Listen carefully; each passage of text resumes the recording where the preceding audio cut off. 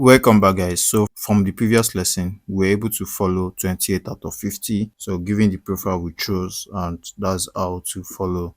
I've shown you how to mass follow. So, the next thing for you to be doing is to fish account, the right account to start using this tool on. So, you have to look for the right post, look for the right time frame, then look for the right amount of repost before you start using the tool. But to use the unfollowing tool is otherwise. So I'm going to cancel this. I'm going to come right here to my home and I'm going to come to my profile. So make sure you come to your profile and you're going to start unfollowing from your following. So you click on your following, not your followers. You click on following. So these are following, and when you click on following, you see the unfollow all too, not the follow all too. You use the unfollow all.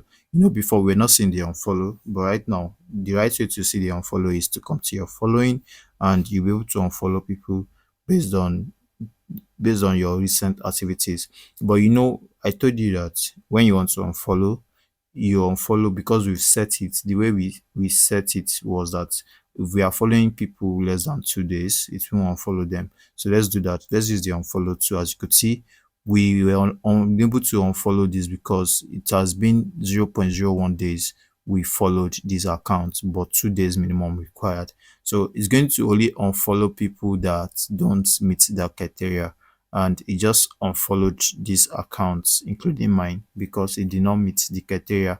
So that's how to use the unfollowing tool, and so far we're able to unfollow 3 out of 50. We don't even have up to 50 following right now, but we're going to get there. So right now I've unfollowed this account, and that's the help of the following and unfollowing to the automation to reset. So you could always come to extension to reset it if you feel like the settings is just too harsh, or you needed to tweak some of the settings. So you just come to automation, your extensions right here, and you see your superpowers for Twitter.